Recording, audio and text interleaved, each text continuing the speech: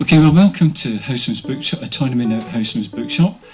It's start with some technical details. We were originally going to have an overhead projector PowerPoint thing tonight, but for some technical reason it's not working. We'll try and we'll get the slides of it later on. We'll put that on the side itself. The website that we're using for this talks project is called autonomynow.noblogs.org, and we'll be putting links to all of the YouTube and podcast details up there as well. So just keep an eye on that. I'm Michael Gilligan, I'm the convener for the project, and I thought it was, I originally heard the Anarchist Communist Group do this talk, or an earlier version of this talk a couple of years ago at the London Radical Book Fair. And was so impressed with it, I thought we should actually do it again, and with an updated version, because this is an area that I think anarchists really need to look at, but they haven't really thought about land, space, or anything else like that for so long. So Bonnie from the Anarchist Communist Group has very kindly agreed to do the talk for us, and I'll hand it over to her. Thanks again for coming, Bonnie. Here we go. Let's oh, that one doesn't work. This one works. All right, so we'll move on to the next slide. And I wanted to define land because I'm actually defining it a bit broader than it often is defined as. So it's not just the physical space, but I think we need to include what lies beneath, so in terms of minerals, and we also need to include the atmosphere. And the other problem with when defining land is most people think of it as, oh, we're talking about the countryside, but no. We're talking about rural land and urban land. So land is really everything. It's water, it's the air. This is the term that I'm using for all the planet's resources. And I'm going to start with looking at some of the facts. And there's going to be facts about land use and facts about ownership and control, because this needs to be our starting point. And the pictures here, if you can see, of I think it's a cow and a sheep, you're going to see are very apt when we're starting to look at land use. And I've got a tiny little video clip to show. I'm not quite sure how that's going to work, but we will have a go at it.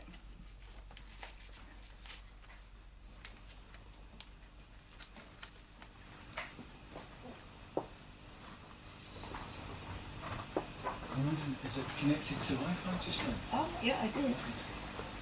This is all Okay, just technical issue. No. What does the United Kingdom really look like? To get a better sense of proportion, let's go on a 100-second walk across our nation. Each second of the walk reveals 1% of our lands and how they look from above.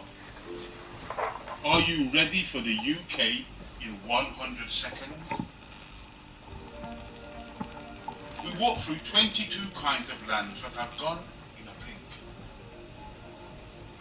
Houses and gardens occupy 5% of the UK and 5 seconds of our walk.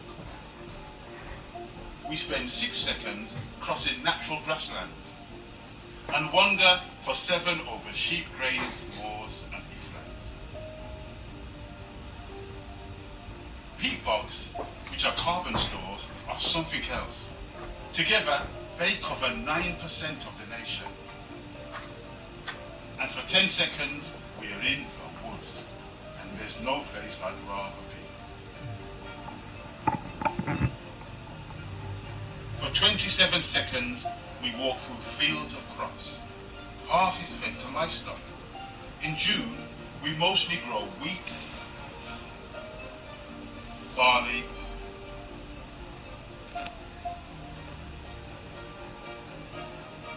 oilseeds, peas and beans, corn, oats and vegetables.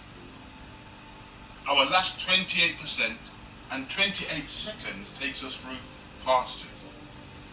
This, the single biggest use of land, is mostly used for feeding and rearing cows and sheep.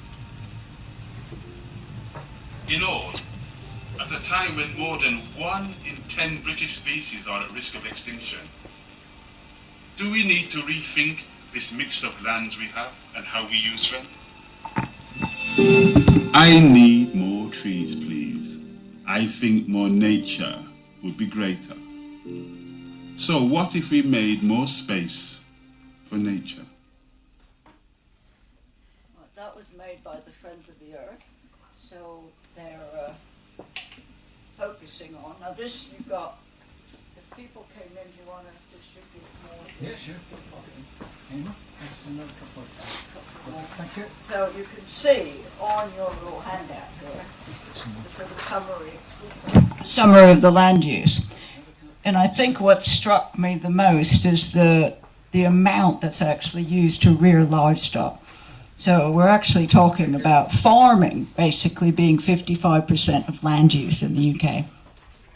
And after that, forest under 10%. Homes and gardens, oddly enough, under 5%, which all that adds up to 92.26%. Also, if you look at moorland and heath, they said they talked about sheep before, but actually on a lot of the hill country, they're also raising sheep. And of course, on the moorland, they're also raising grouse. So in terms of actual wild land, actual nature, it's actually probably very small indeed. But oddly enough, the amount of urban area is relatively small, and that surprised me. So this is worth noting when we're looking at some of the issues. I have another little slide here, which is also on the handout, which sort of does it differently. There's a huge difference between Scotland and England, for example. According to this statistic, 72.9% in England is farmland, 4.5% natural, which would obviously include woods, which are also used for resources. 14.5, 8.8 is built on, and 3.8 is the green urban areas. So that's in England. Scotland, very different, when you've got 26.4% farmland, 70.7% natural. But again, when you think about Scotland, that natural, there's 18% of Scottish land is grouse moor. So it's not that natural. And also there's loads of sheep in Scotland as well. So this gives you some idea of what our land is being used for. Is that working still? Yes, you did. Yep. Okay. Right, so in conclusion, what I was wanting to just stress is that in terms of land use, really agriculture is the main use that we use land for. Livestock being a huge part of that. And even natural land is used for resources. It's not really used as wild land. And land for homes and gardens is less than 5%. So that gives us a picture of what we're talking about when we look at land. Right, so we look at land use. Well, now the second issue we need to look at is land ownership. And again, this was taken from this book here that just came out. Guy Shrubsole has done huge amounts of research and written a book called Who Owns England? And there's some very good appendices at the back to tell us some of the information. And here we've got, in England, he's mainly looking at England, but England has 32 million acres out of 60 million in the UK, but of course it has most of the population, with 55.6 million out of 66 million in total. Again, I've put these on here, so if you can't actually see that, the slides you can have a look at. So, and who owns it? Well, some of it is public ownership. So again, this gives you an idea. The government has 8.5%. When we're talking about government, we're talking about Ministry of Defence and the Forestry Commission. I would say the biggest land. I think Forestry Commission is probably even bigger than the Ministry of Defence.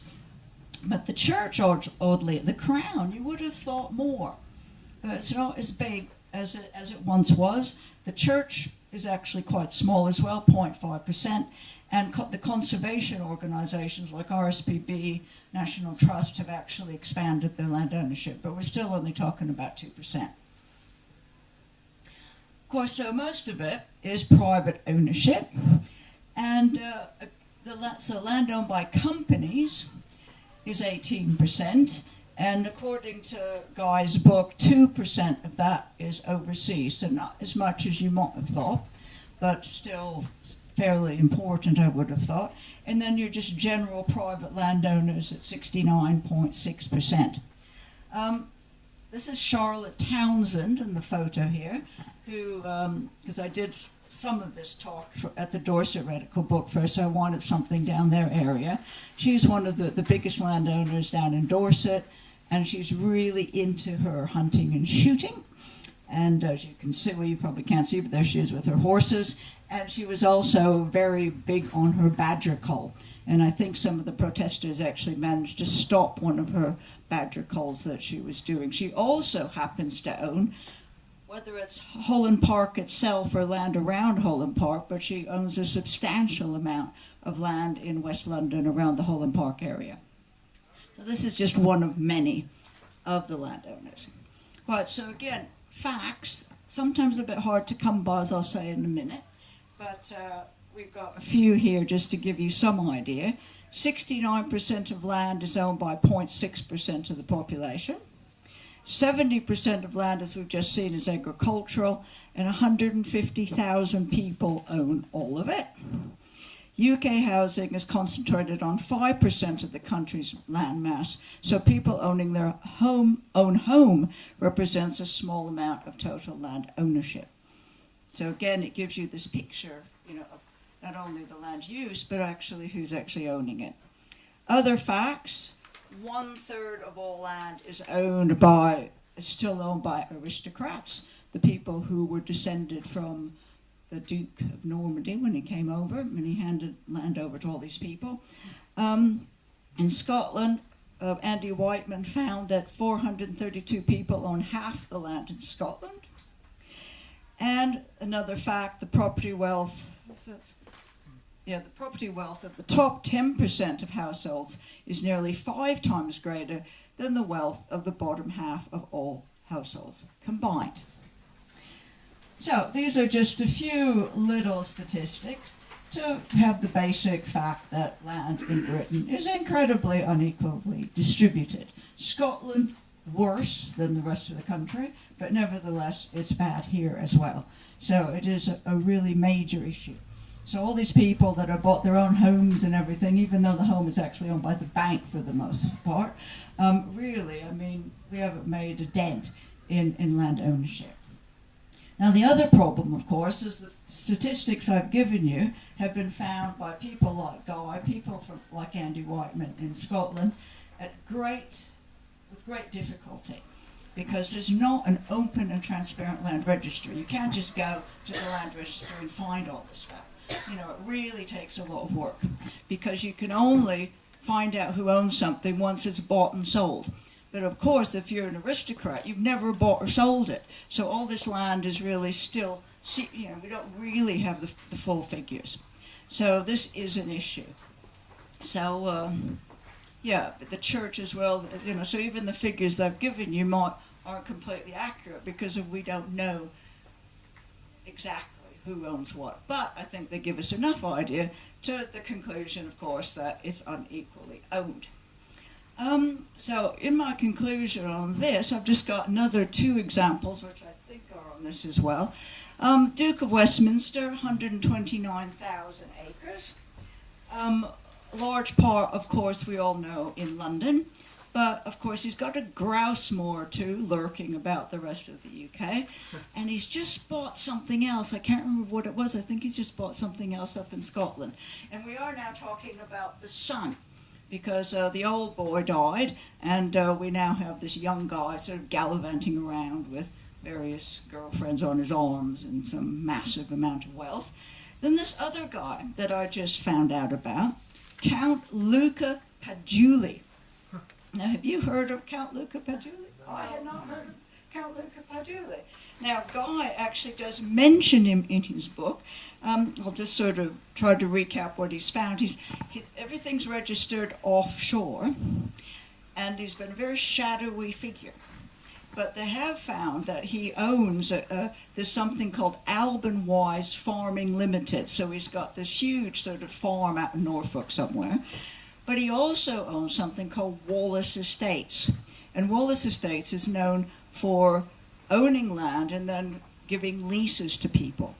And there's been quite a lot of information has come out recently about how people with leases on his land have been really ripped off, and they're really struggling to survive.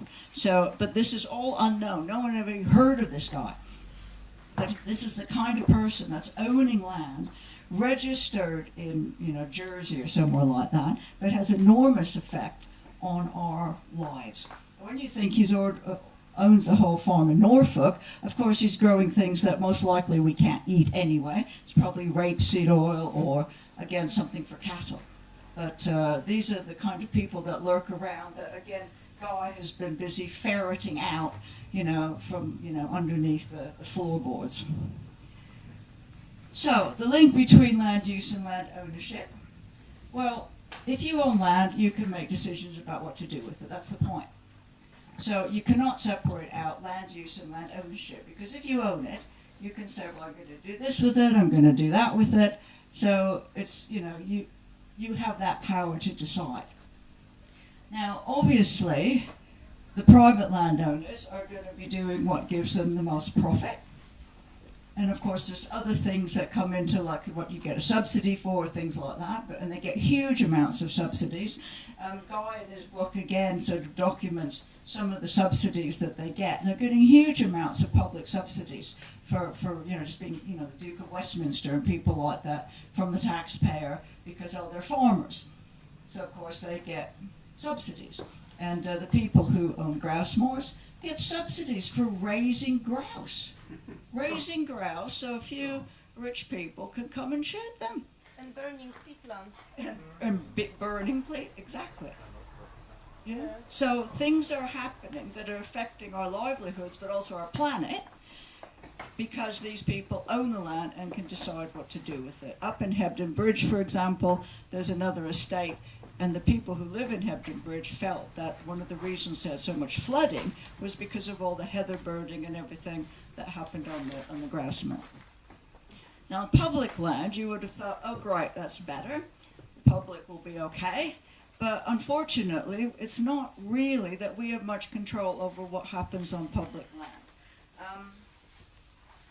The planning system, if anyone, do you want to hand some people just for the planning system, if anyone has tried to come up onto the planning system, realizes it's just impossible.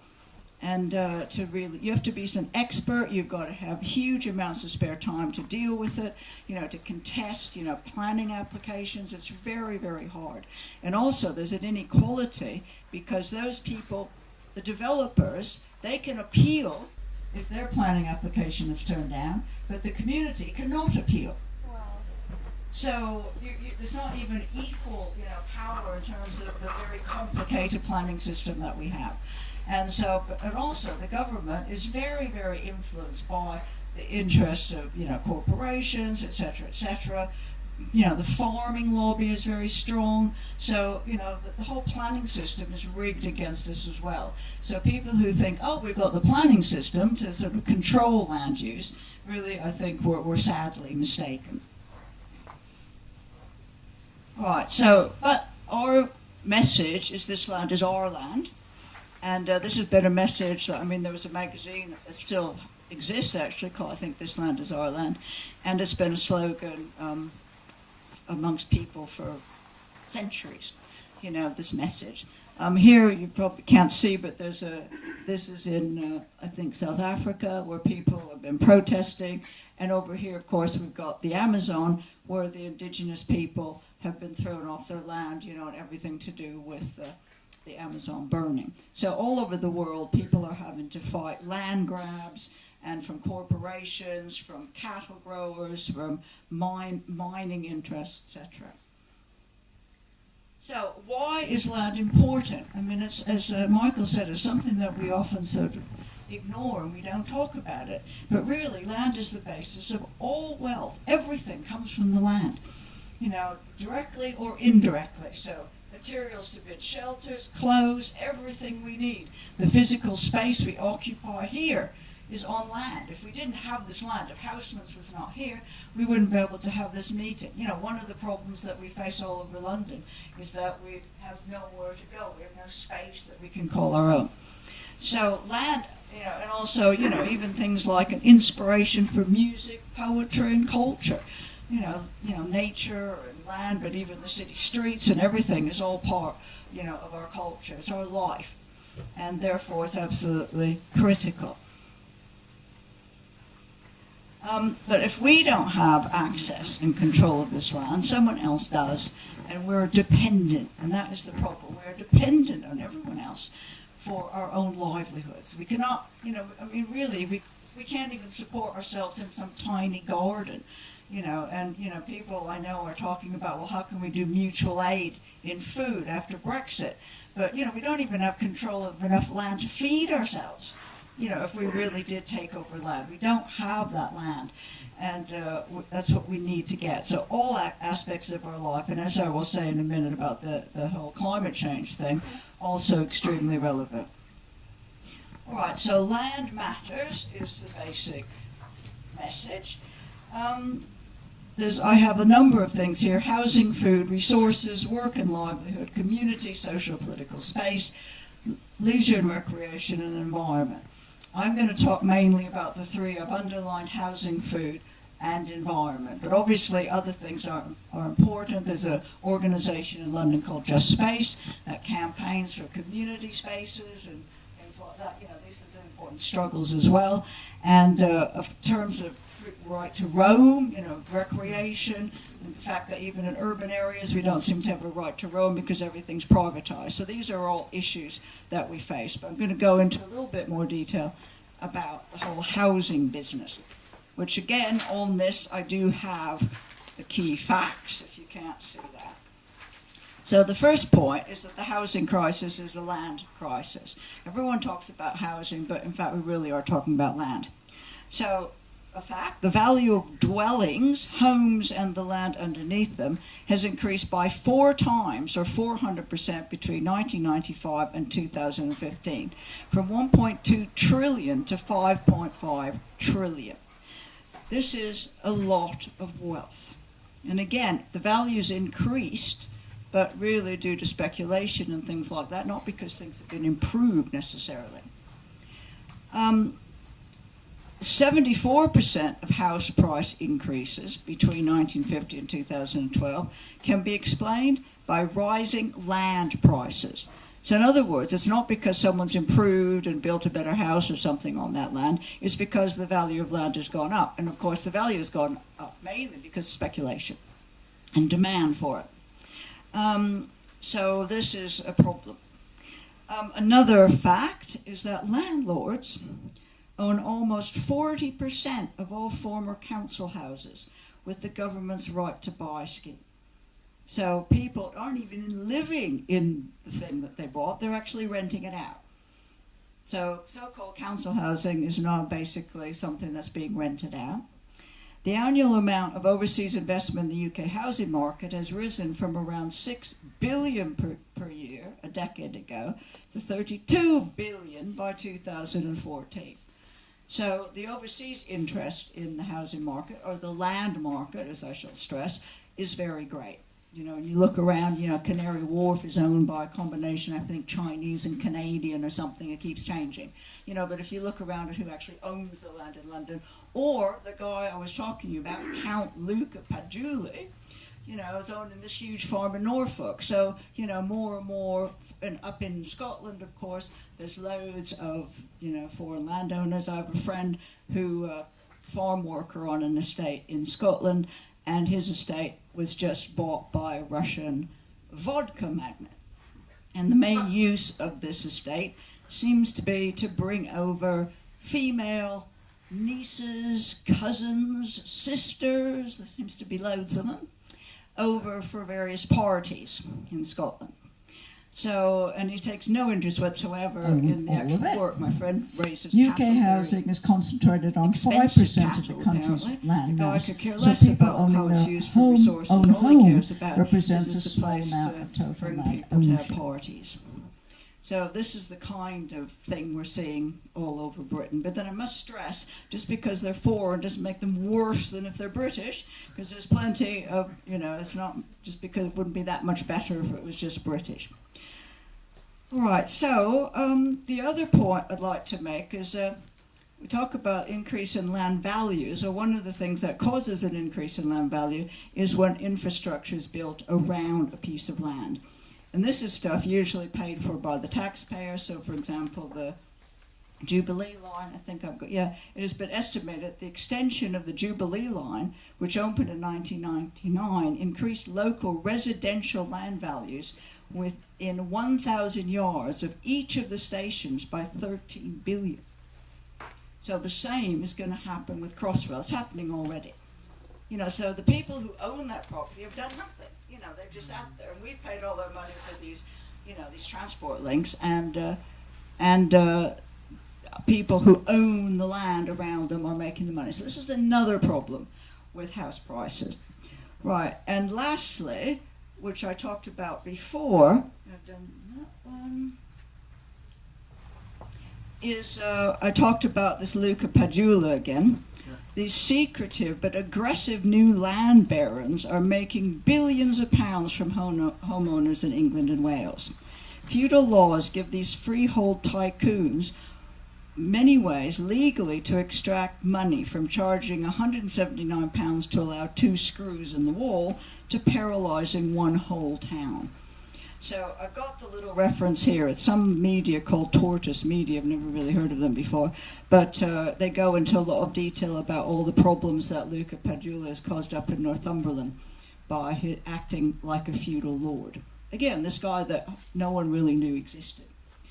So all these different ways in terms of housing, you know, it's caused by problems of land. Land and food is another issue. There's been a huge decline of small farms and an increase in industrial agriculture. And as we just saw, you know, a lot of this land is going to just to feed livestock. And my friend in Scotland told me something even worse, is that a lot of the grain they're growing, and even importing grain, is to feed the pheasants. So we're using a lot of land, you know, not to feed ourselves, but to actually feed pheasants and, of course, livestock, which at least people eat. But pheasants, I'm not so sure of the value in that. Right, now the price of agricultural land is also going up because all these speculators are buying up land because it's a way of avoiding inheritance tax. So we do have speculators buying up agricultural land as well as, you know, as well as housing and development in the urban areas. Right, it's very difficult for individuals to get land for organic farming projects. I went and did a workshop with people in the Land Workers Alliance about a month ago, and they're all, you know, just individuals, couples, co-ops, wanting to get hold of some land to grow good food, you know, cheaply for people, and it's almost impossible. You know, really, really hard because, you know, it's very expensive, or they can get it for a very short period of time, so they have no security. So, you know, that's really very hard. And the Land Workers Alliance is organizing around this. I think they actually have a demonstration on October the 5th. But so this is a problem for people. And this kind of land ownership system and the subsidy system is, of course, benefiting the larger farms. So land and food, again, who owns it, who controls it, is crucial to us all. Lastly, we have the environment, and I have a few statistics here again. Again, I'm not sure where I got these from, but anyway. Oh, I think I got it from the New Internationalist, actually. And this happens to be, I think, for the world. So deforestation is 7% of emissions. Livestock and manure, the agricultural soils, 11.7%. Resource extraction, 20%. Buildings, 9.4%. Those who own the land make the decisions on what happens. Now, I think that I saw for this country that the emissions from livestock is something like 40%. Whoa. It's much bigger. So, I mean, look it up, but that's the kind of figure that seems to, you know, it's really one of the things that people are really concerned about. So, and that would include, you know, the livestock, you know, all the different things associated with it. But it's worth having a look at, because here for the world as a whole, I've got 11.7%, but then we saw in Britain 70% of the land is agriculture. So the figure that I seem to now think of is 40%. So obviously, then, for any kind of, I'll talk about that in a minute, for any kind of climate change campaign, you've got to look at land ownership. You know, it's all very well telling the government to reduce its carbon emissions by 2025, like XR are doing, but really the government isn't going to be able to do that unless they challenge who gets to decide what happens to land. And I don't think the planning, this current system, is going to be up to actually changing the way land is used so that it is actually able to challenge climate change. So, and you've got things like fracking, all these things have to do with who owns it, who controls it. I had one more example that I found quite interesting. Some people might remember the protest against the Newbury bypass. And there was a local landowner, Sir Richard Sutton, and he apparently called himself, "Oh, I'm the guardian of the countryside. I just love all this nature sort of stuff." So the campaigners approached him and said, "Oh, well, do you want to support our campaign to stop the bypass?" And he refused. Instead, he went immediately to whoever was doing the bypass and said, "Oh, I can provide the hardcore. I could dig out my meadows for gravel. And of course, I could build homes along the bypass and a golf course and hotels." I haven't been able to find out exactly what he did do by the bypass, but the landowner was able to support, because of the landowner, then the bypass was able to go ahead. And I read somewhere else, and I think it was in Guy's book again, there was another example where a lot of people bought up small patches of land, and because so many people owned the land, they were able to stop whatever the developers were going to do.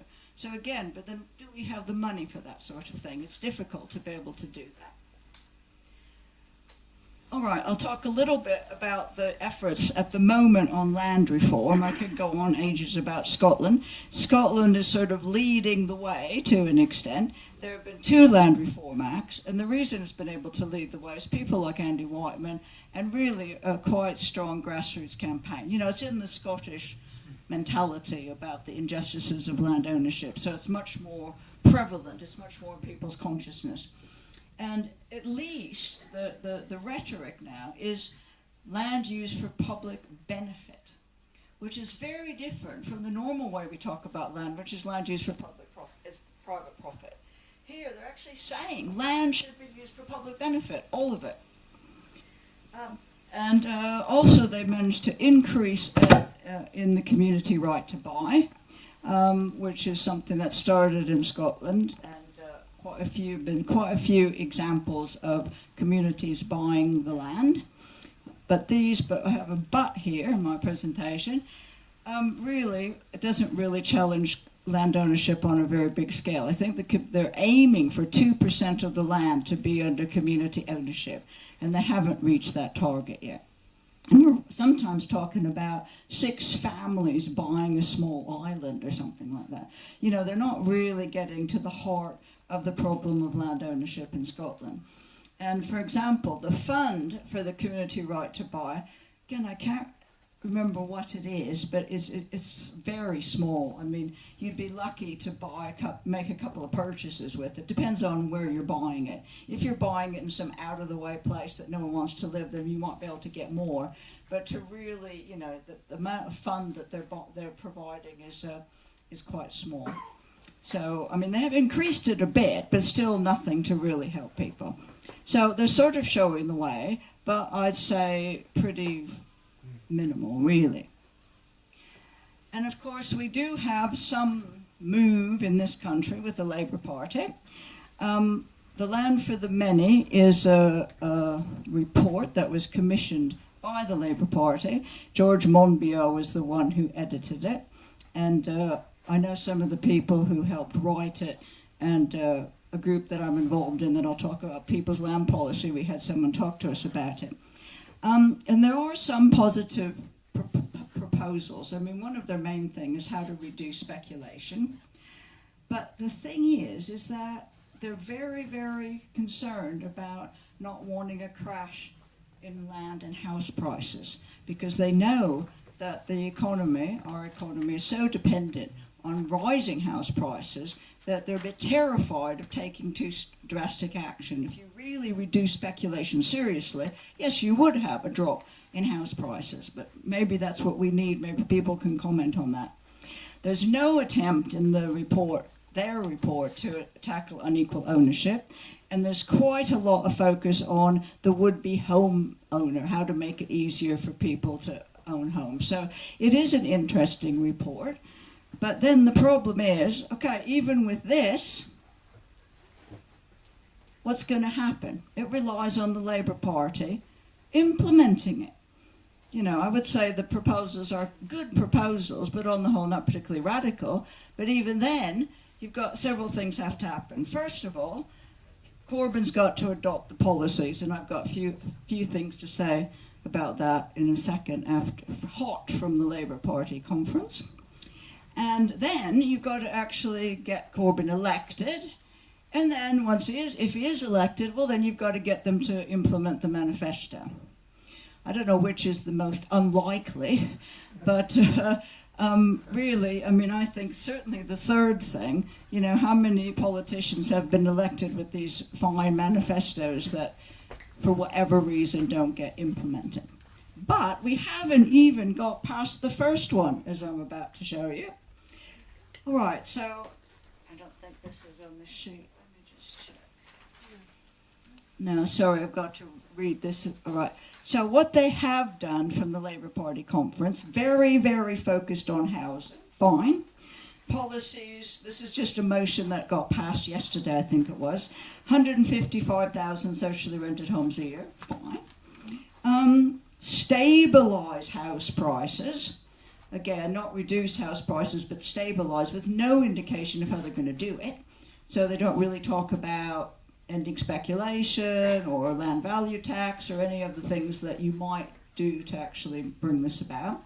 They do talk about transparency of land ownership, which is one thing everyone's been arguing for. But then that's fairly easy to give, I think. It's, you know, a demand that we should be able to get fairly easily. So in other words, a land registry that everything's in it that we can go and find out, which would be a great improvement. They've also talked about a public development corporation to be able to buy land at current use value, also reasonable. Ending the sale of public land, fine. Rent control, secure tenancy. So yes, they have adopted a few things on the housing issue. But if you look at the Land for Many report, I mean, really, all the work they put into that thing, there's really not that much that the Labour Party has taken on board into the manifesto. So, you know, we haven't really even got to the point where major land reform, as it is in Scotland, is, you know, no community right to buy, you know, nothing, the kind of things that happened in Scotland are in the Labour Party manifesto.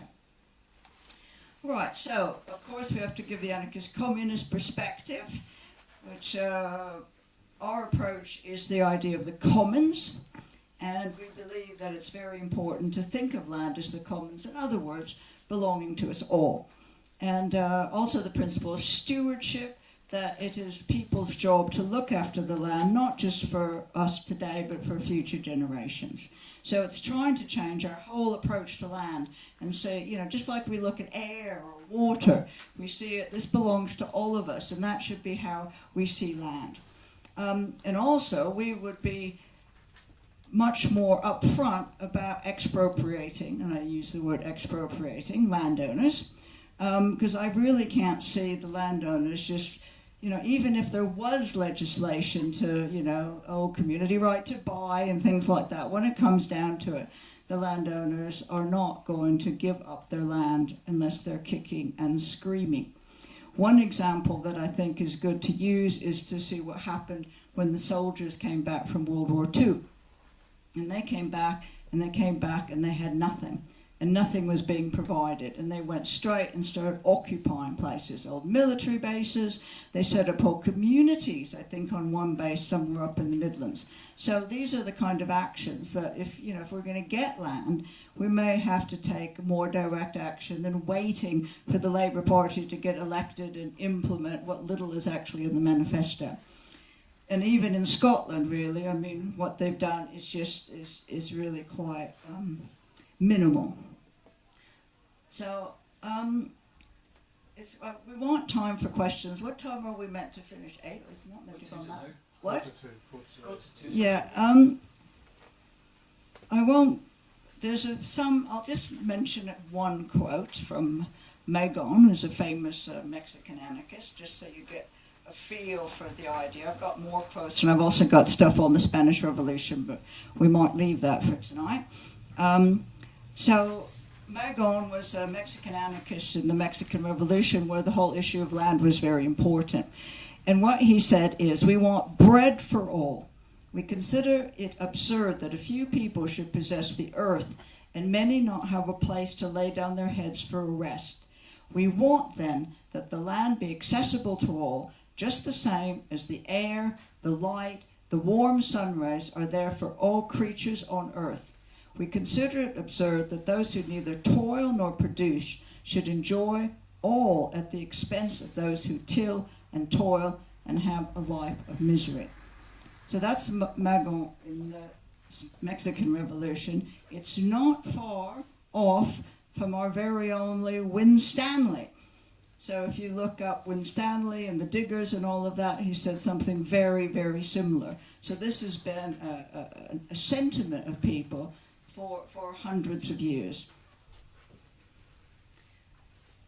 And in Spain, it was very, very much the case that they took over the land, and during the Spanish Revolution, and they actually expropriated the large landowners. They had voluntary participation in the collectives, and land was managed. The Popular Front, apparently, they divided land up into many plots, but in the anarchist sections, they were managing them as collectives rather than as individual owners. They were run on libertarian communist principles, from each according to their ability to each according to their needs, but the individuals and families were still independent in the collective, and they did own their own personal possessions. So it's not a case of, I'm not going to be able to own my own toothbrush and things like that. So there has been an example of people having taken over the land and running it extremely well, able to feed themselves, and these are the kind of things that we should aspire to. So lastly, I'm going to talk a little bit about this group that I'm involved in, which is not an anarchist communist group by any means. So it sort of grew out of the Land Justice Network, but has its own identity. It's called People's Land Policy. And this includes a lot of different people from different grassroots campaigns.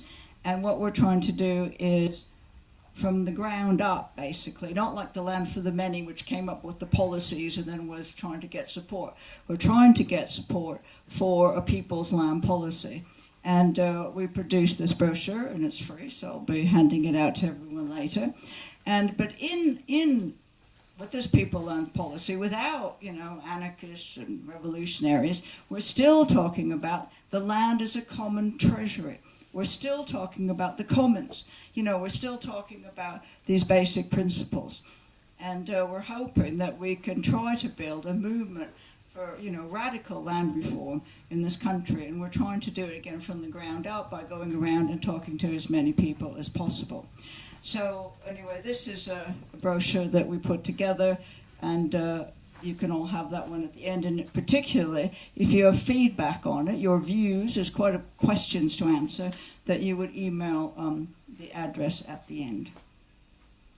And lastly, and you have that on the handout, there's a number of resources, some of the information where I got this, but also some of the ACG. The ACG, we've got a pamphlet it's more on the sort of anarchist side, Land and Liberty. We've also got a pamphlet on Fight for the City, which is about the struggle in the city for control of land. And then, of course, there's this book by Guy Shrubsole, which is still in hardback, but it will be coming out in paperback soon. But it's just packed full. Again, he's not revolutionary or anything, but it's just full of good stuff. And it seems to me that just fighting for reforms around land can be incredibly revolutionary, and the last thing, actually, I'll say is that what we're very concerned about in the People's Land Policy, but it's also an anarchist concern, is the issue of sort of decision-making and what's been called governance. In other words, it means how do we ensure that we all participate in decision-making? And I felt that this was really missing, for example, from, I have the document here. Someone sent it to me about the proposal, the motion that passed at the Labour Party conference. And what concerns me, it's just really putting everything in state hands. And there's no talk about how do you involve people, how do you involve tenants in making decisions. You know, it's still all very top down. And I think for People's Land Policy and also as anarchist communists, we're very concerned that really we need to be working on various methods of getting more and more people involved in making decisions about land and how it's used and those sorts of issues. So I think that's all. Thank you.